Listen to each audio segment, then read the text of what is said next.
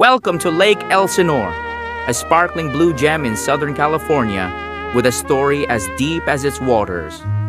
Today we will explore the epic history of Lake Elsinore, a place of natural wonders, dramatic booms and busts, and cultural intrigue.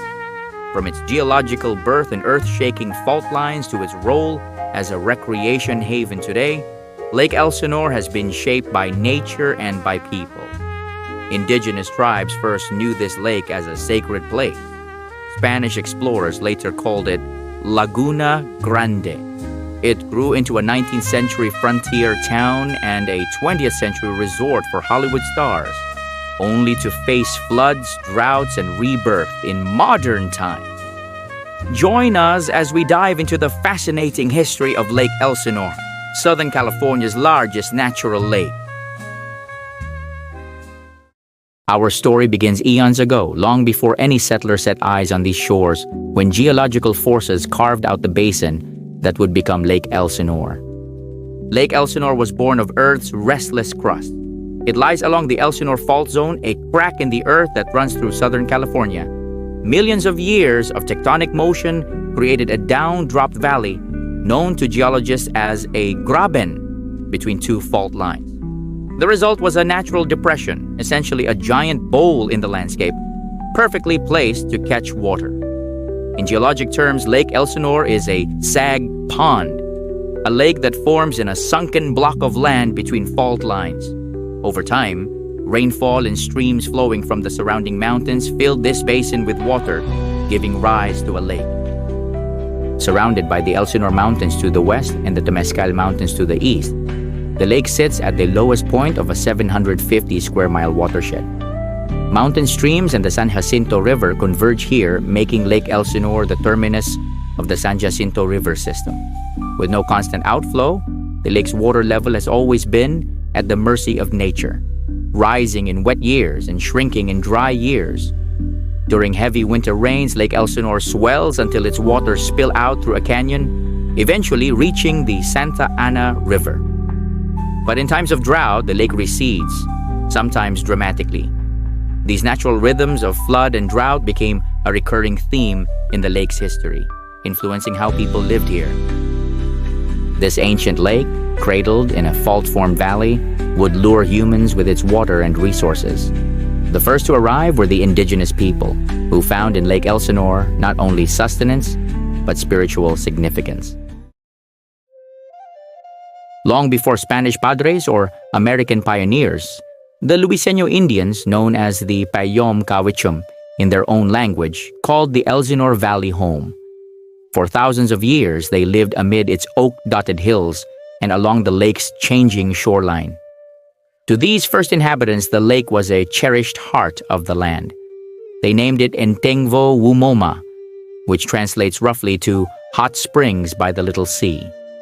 In this name, we catch a glimpse of what mattered to them: the mineral hot springs that bubble near the lake's shores and the lake itself, a little sea in an arid landscape. They left evidence of their presence in rock art on the Ortega Mountains overlooking the lake. These pictographs, created with natural pigments, hint at the spiritual life and stories of the Luiseño.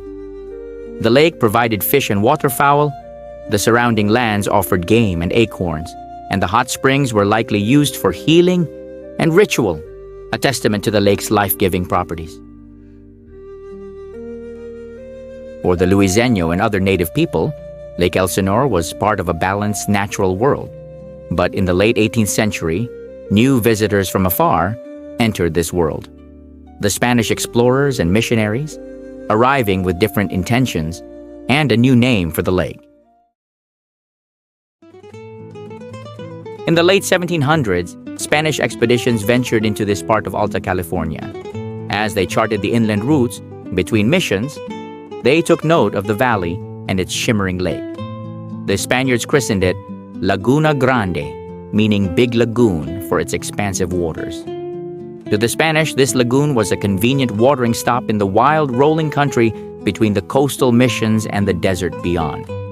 There's a story that the De Anza expedition of the 1770s passed near the area but overlooked the lake's potential. It wasn't until the 1790s that a missionary is said to have properly recorded the lake. By then, Spanish influence was growing. Missions at San Juan Capistrano and San Luis Rey were established not far away, and colonial cattle ranching had begun in the region.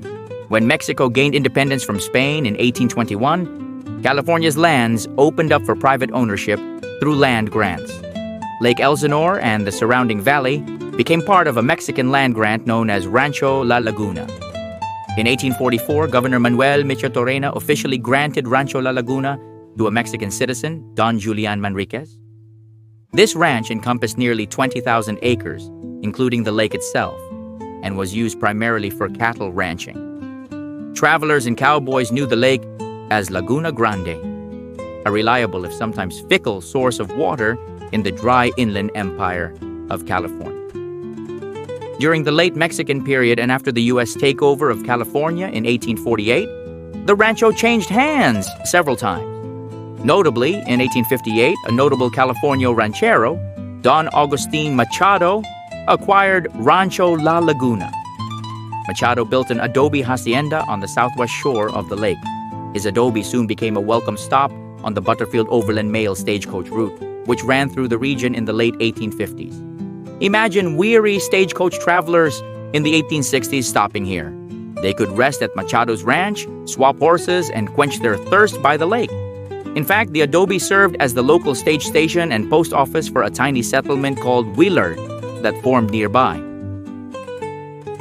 By the mid-19th century, Lake Elsinore, still Laguna Grande to locals, was a quiet ranching outpost. But even in those days, nature's extremes made an impact. In 1862, a catastrophic flood, remembered as the Great Flood of 1862, inundated California. The heavy rains swelled Laguna Grande to very high levels. The U.S. Army even grazed horses here, taking advantage of the abundant water and grass.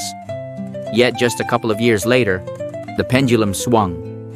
From 1863 to 1865, a severe drought struck. Most of the cattle died, and the lake's water shrank dramatically, nearly disappearing by 1866. These wild swings from flood to drought were a harbinger of challenges to come. Despite hardships, the Machado family held into the ranch through those years until 1873, when most of Rancho La Laguna was sold off. A new era was on the horizon, one of American enterprise and town building. In the 1880s, Southern California was swept up in a land boom, and the Lake Elsinore Valley was no exception. The ranch land, with its appealing lakefront, caught the eye of speculators and pioneers. On October 5, 1883, visionary entrepreneur Franklin H. Heald and his partners, Donald Graham and William Collier, purchased the remainder of the Rancho La Laguna. They dreamed of building a prosperous town by the lake's shore, a place that could attract farmers, merchants, and tourists alike. Their timing was perfect. In 1884, the California Southern Railroad laid tracks through a nearby canyon, today's Railroad Canyon, connecting this area to the Transcontinental Rail Network. A rail station called La Laguna opened just east of the lake, making it easy for people and goods to arrive. With the railroad in place, Heald and his partners mapped out a town site on the northwest side of the lake. They chose an unusual name, Elsinore. This was Margaret Collier Graham's idea. She was a writer and one of the founding family members, and she loved the sound of Elsinore, the name of the castle in Shakespeare's Hamlet. The name lent a touch of old-world romance to the rugged California landscape. By April 9, 1888, the town of Elsinore was officially incorporated, the 73rd city in California. At incorporation, Elsinore was originally in San Diego County, but a few years later it joined the newly formed Riverside County in 1893. The boomtown of Elsinore grew quickly. By 1888, roughly 1,000 residents called it home. The town boasted hotels, shops, a lumber yard, and even some modern utilities for the era. An 1880s visitor would find brick buildings downtown, daily mail service, and rich farmland on the outskirts. The soil was fertile, the climate inviting, and promoters touted the area's potential for growing fruit and nuts. Indeed, agriculture, from citrus to walnuts, took root here. Ranching continued in the surrounding hills. and under the ground, entrepreneurs discovered resources. Coal and clay deposits nearby were mined, and a lucrative gold mine operated in the mountains, the Good Hope mine, which yielded about $2 million worth of gold over 90 years. By the turn of the century, Elsinore was a small but vibrant country town with a diverse economy. One special asset put Elsinore on the map: its mineral hot springs. Since the beginning, visitors had come seeking the healing waters of Elsinore. Sensing a business opportunity, investors built the Crescent Bath House in 1887, a grand spa facility by the lake. This elegant bathhouse, later nicknamed the Chimes, offered therapeutic sulfur baths for health seekers. Elsinore became a health resort destination, drawing those who believed the waters could cure ailments. By train or by carriage, visitors arrived to take the waters, supporting hotels and bathhouses. The Crescent Bathhouse still stands today as a historical landmark, a reminder of this early wellness tourism. Yet even as the town thrived, nature continued its cycle. After a period of ample rainfall in the 1880s, the 1890s brought a decline in lake levels. Starting around 1893, residents watched the lake shrink year by year. For nearly a decade, the water receded, with only minor rises each winter. This must have been alarming. The beautiful lake that gave the town its identity was disappearing. Then a shift. Heavier rains returned in the early 1900s.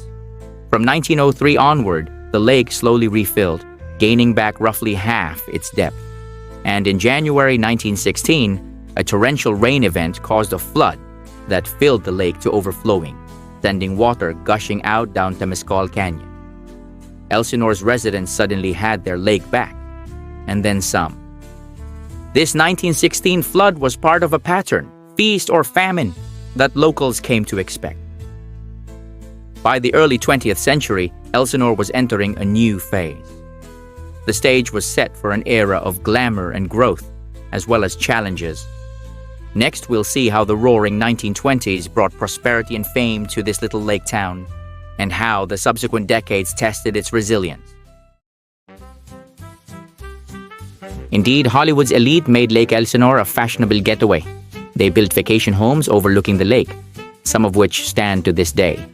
One famous visitor was Aimee Semple McPherson, the celebrity evangelist of the 1920s, who was as well known as any movie star. Aimee built a Moorish-style mansion, known as Aimee's Castle, on a hill above the lake. Its exotic architecture turned heads, and it became part of local lore. Another notable resident was Bela Lugosi, the actor famed for portraying Dracula on screen. Lugosi built a home in Elsinore's Country Club Heights, enjoying the serene retreat away from Hollywood's spotlight. These connections gave Lake Elsinore a dash of glamour. Imagine starlets and tycoons strolling the quaint Main Street or sailing on the lake at sunset. But as the 1920s glittered, storm clouds gathered on the horizon, both literally and figuratively. The Great Depression hit in 1929, tightening wallets and slowing tourism. Then nature dealt a harsh blow. A series of dry years in the mid-1930s caused Lake Elsinore to dry up completely. By 1935 to 1937, the lake bed was nothing but dust and mud cracks, a startling sight where waves once lapped. The playground of the rich suddenly looked like a barren desert. Local businesses reliant on lake recreation suffered.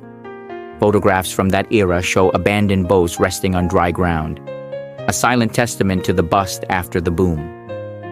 Still, hope wasn't lost. In March 1938, Southern California was drenched by record storms, and Lake Elsinore refilled to capacity, practically overnight. Water returned life to the valley. The dry lake bed became a vibrant lake once more. The latter half of the 1930s saw the town recovering from the brink, thanks in part to New Deal projects and the natural water come back.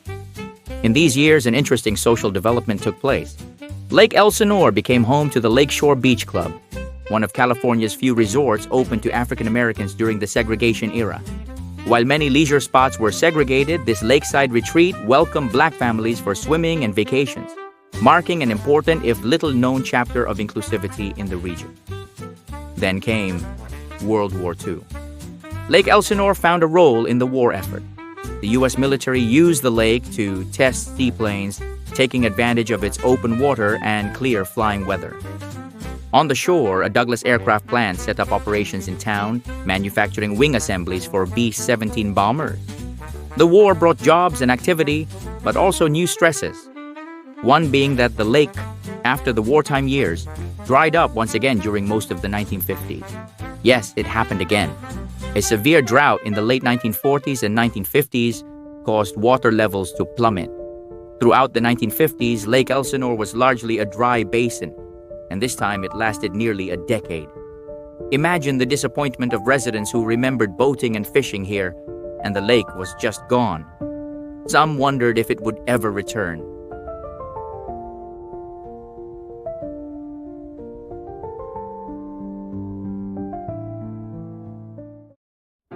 If the history of Lake Elsinore teaches anything, it's that nature is cyclical and often extreme. The community had to be resilient in the face of floods and droughts that repeatedly alternated. Let's recap some of the key events where nature challenged Lake Elsinore and note some social milestones that marked the community's progress. Great Flood of 1862. As mentioned, torrential rains filled the lake beyond its banks and turned the valley into a marshy plain. This was followed by the Great Drought of 1863 to 65, when the lake shrank and ranchers lost livestock. These early events set a pattern of boom, plenty of water, and bust, drought, that would repeat. 1883 to 1884, deluge. After years of low water, the winter of 1883 to 84 brought heavy rains that filled Lake Elsinore within weeks. It even overflowed, something that hadn't happened in decades. Early residents were awed as willow trees that had grown on the dry lake bed suddenly ended up 20 feet underwater, showing how quickly the lake could rebound. This flood encouraged the town founders, since a full lake was good for business and morale. 1916. Flood. A notorious rainmaker hired by San Diego was blamed for the 1916 flood that also affected Lake Elsinore. That January, the lake overflowed dramatically, testing the still small town's ability to protect property, but people endured, and the floodwaters eventually receded. 1930s. Drought. The lake completely dried up by 1935 and stayed dry until late 1937. This was a crushing period for Elsinore's tourism and real estate. Property values fell, some folks left town. Yet when the 1938 rains refilled the lake, it was like a second chance from nature. Mid-century changes. Despite the lake's troubles, the town made history of its own. In 1933, Elsinore welcomed the Elsinore Naval and Military School, a military academy that would operate for decades, bringing a unique cadence of cadets to local life. And in 1948, Lake Elsinore, still called just Elsinore then, elected Thomas R. Yarborough to its city council. He became the first black city councilman in California. This was a significant social milestone in a small town with only a tiny African-American population. Yarborough later served as one of California's first black mayors in 1966, exemplifying the progress and change in the community during the civil rights era. 1950s. Drought. A long dry spell left the lake bed exposed throughout the 1950s. Residents who grew up fishing and swimming had to drive miles to find water recreation. The city's identity as a lake town was in jeopardy. By 1960, dust blew where waves once sparkled. In response, local authorities undertook a bold measure. In 1964, the lake was artificially refilled by pumping water from the Colorado River via the Metropolitan Water District's Aqueduct LA. For the first time in history, humans intervened on a large scale to restore Lake Elsinore's water. This successful effort refilled the parched basin, and the lake was back in action, now with a bit of help from engineering. 1964 was also notable as the year Elsinore elected the aforementioned Tom Yarborough as California's first black mayor, reflecting significant social change. Renaming and renewal. In 1972, to re-emphasize the importance of the lake to the city, residents voted to officially change the name of the city from Elsinore to Lake Elsinore. This symbolic change was a way to brand the community as a lake-centered destination once again. It came at a time when the lake was doing relatively well, and tourism and recreation were on the upswing with the water back. In the 1970s, activities like skydiving also took off. The Skylark Airport by the lake became a world-class skydiving drop zone, adding to the town's adventurous reputation. Floods of the early 1980s, nature had one more dramatic swing in store. The early 1980s saw powerful El Niño storms. In 1980, over a week of torrential rains caused devastating floods. Lake Elsinore swelled uncontrollably, overflowing into neighborhoods, destroying homes and businesses around the shore. Again, in 1983, heavy rains refilled and even overfilled the lake. These floods were the worst in recorded history for Lake Elsinore. The lake expanded into its back basin, flooding parts of Grand Avenue and other low-lying areas. Power was knocked out for days. Residents had to evacuate.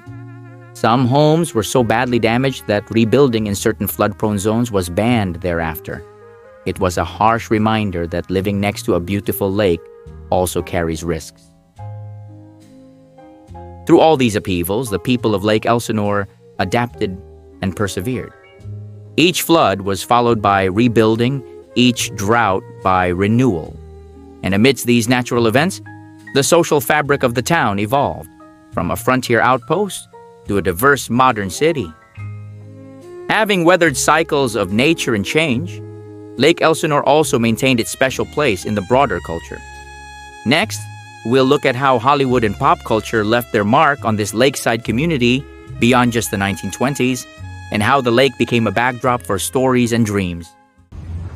Lake Elsinore's allure has always extended beyond the locals. Its proximity to Los Angeles, just about 60 miles southeast, meant that over the years, film crews and stars would find their way here. We've already seen how the jazz age glitterati relaxed in Elsinore's resorts, but the Hollywood connection doesn't end there. In the 1930s and 40s, Lake Elsinore continued to attract attention. The Elsinore Naval and Military School hosted dignitaries and was even used as a filming location for a few war-era training films. During World War II, while test pilots zoomed over the lake, Hollywood directors occasionally used the area's scenic beauty as a backdrop for movies. For instance, Abbott and Costello reportedly filmed parts of Buck Privates, 1941, near here. And in the 1950s and 60s, the lake's dry stretches stood in for desert scenes in B-movies. Local lore suggests this, even if specifics are hard to pin down. More concretely, Lake Elsinore's Aimee's castle became a bit of a celebrity itself. After sister Aimee Semple McPherson's time, the castle changed hands and gained a reputation for being haunted, or at least steeped in Hollywood mystery. It's said that James Dean visited once, and numerous films and TV shows have featured it as an interesting location. The name Elsinore itself has literary fame thanks to Shakespeare. Capitalizing on that, in the 1980s, the city even hosted Shakespearean festivals by the lake, making the most of the Hamlet connection. And speaking of pop culture, fans of 1980s comedy might recall the cult film Strange Brew, 1983, which humorously uses an Elsinore brewery as a setting. Albeit fictional and unrelated to the real city, it nonetheless made the name Elsinore known to a generation of moviegoers. Music and sports have also put Lake Elsinore on the map. In recent decades, action sports enthusiasts flocked to the lake for jet skiing, motocross in the surrounding hills, and skydiving, earning the city its motto, Dream Extreme. The lake's choppy waters have challenged professional jet ski races, and its thermals have attracted paragliders. The city even embraced baseball. The Lake Elsinore Storm, a minor league baseball team, established its home at Diamond Stadium in the 1990s, bringing in sports fans and families for a dose of Americana, with the lake's outline visible beyond the outfield lights. In pop culture today, Lake Elsinore might be best known for a recent phenomenon: the super bloom of wild poppies in the surrounding hills. In 2019, unusually heavy winter rains carpeted the nearby Walker Canyon in millions of bright orange poppies. Lake Elsinore suddenly became an Instagram sensation as tens of thousands of people poured in to see the flowers. Traffic jams clogged the streets as this small city became the center of a viral moment. While not directly about the lake's history, it showcased how Lake Elsinore remains in the public eye, a place where natural beauty captivates people far and wide. From Shakespeare to social media, Lake Elsinore's name continues to evoke imagination. But behind the fame and fun, there have been continuous efforts to care for the lake and ensure it survives for future generations. We now turn to the modern era, a time of restoration and forward thinking, addressing the challenges that come with growth and climate. By the late 20th century, Lake Elsinore had proven it could rebound from adversity. But the community realized that relying on nature's whims alone was risky. After the destructive floods of the early 1980s, local and federal authorities took action. In 1984, the Lake Elsinore community lobbied hard and secured a $39.6 million grant and loan for the Lake Elsinore Management Project. This ambitious project, completed in 1995, aimed to end the cycle of extreme flooding and drying that had plagued the area. Crews constructed an earthen levee at the lake's south end, creating a controlled spillway. They drilled wells and built channels to bring in supplemental water during droughts and to release water safely during floods. Essentially, it gave managers the ability to keep Lake Elsinore's water level within a desired range, not too low to kill fish and not too high to flood homes. Over the subsequent years, additional steps improved the lake's health. In 2007, an aeration system, basically giant bubblers, was installed in the lake to circulate water and increase oxygen levels, helping to prevent fish die-offs and algae blooms. In the late 1990s and 2000s, a joint powers authority called the Lake Elsinore and San Jacinto Watersheds Authority, LESJOA, was formed.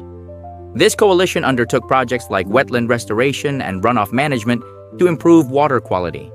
They even explored using recycled wastewater to keep the lake full in dry years. By 2007, Lake Elsinore became the first natural lake in California approved to receive recycled water, highly treated and safe for ecological purposes.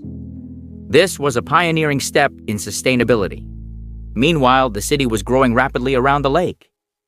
In the early 2000s, Lake Elsinore experienced a population boom, one of the fastest growing cities in California. New housing developments spread across former ranchland and hilltops, and the population ballooned from around 30,000 in 2000 to over 70,000 by 2020. With growth came the challenge of balancing development with conservation. More people meant more runoff, more demand on the lake for recreation, and more need for careful planning. The city responded by embracing its identity. In 2006, Lake Elsinore adopted the slogan "Dream Extreme," positioning itself as a destination for extreme sports, outdoor adventure, and waterfront living. The idea was to celebrate the lake, the city's greatest asset, while promoting economic growth. City planners created a long-term vision encapsulated in the Dream Extreme 2040 plan, which sets out to make Lake Elsinore the ultimate lake destination where all can live, work, and play. A core principle of this plan is that the lake is the centerpiece. Protecting and enhancing the lake is critical to the community's future. This means continuing the environmental projects, carefully managing water quality, and preparing for climate change impacts, like more intense droughts or floods. It also means developing responsibly around the lake, maintaining parks, trails, and open space so that both residents and wildlife can thrive. Modern challenges remain. Algae blooms still occasionally plague the lake in hot summers, and during severe droughts, the lake's level can dip precariously. Conversely, in very wet winters, officials closely monitor levels to prevent overflow. The coordination between the city and the Elsinore Valley Municipal Water District is key. Together, they manage inflows and outflows and even import water when necessary to keep Lake Elsinore healthy. Efforts to restore surrounding habitats are ongoing, ensuring that this ecosystem, from the fish in the lake to the bobcats in the hills, remains balanced. As Lake Elsinore moves further into the 21st century, it stands as a testament to resilience and adaptation. The community is keenly aware of its history. Museums and historical societies preserve the stories of the indigenous people, the Mexican ranchos, and the wild boom years. At the same time, there's an unmistakable optimism about the future. The lake that has been Southern California's Little Sea for ages is now carefully nurtured.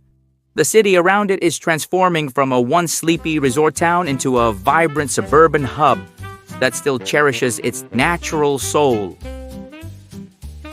Lake Elsinore's story is as fluid as the waters that ebb and flow within it.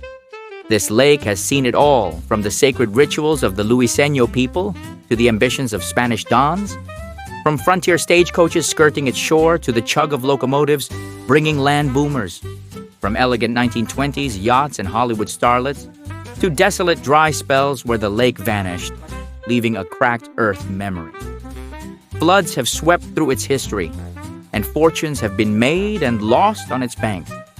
Yet, through each epoch, Lake Elsinore endures. Its waters return, its community rebuilds, and its legacy grows richer. Today, when a visitor stands on the shore, they see more than a picturesque lake ringed by homes and hills. They see a living history book. The glitter of sun on the wave could be the same sparkle that caught an explorer's eye 250 years ago. The breeze could carry echoes of tribal songs or the roar of a 1920s speedboat. Lake Elsinore is not just a body of water, but the heart of a community that has learned to respect nature's might and cherish nature's gifts. The people here have taken lessons from the past to carve a hopeful path forward, one that strives to harmonize development with conservation and memory with progress. As the city's motto suggests, they continue to dream extreme, pushing boundaries whether in sports, innovation, or stewardship of the environment. In the years to come, challenges like climate change will undoubtedly test Lake Elsinore again. But armed with history's wisdom and a spirit of collaboration, Lake Elsinore faces the future with confidence. The little desert sea that became a boomtown, a movie star refuge, and now a rejuvenated city centerpiece will keep on inspiring stories for generations. Its waves will keep whispering the tales of those who knew it and loved it through time. This is Lake Elsinore, where nature, history, and hope converge on the shores of Southern California's largest natural lake, a truly legendary lake that lives on. Thank you for joining us on this journey through time.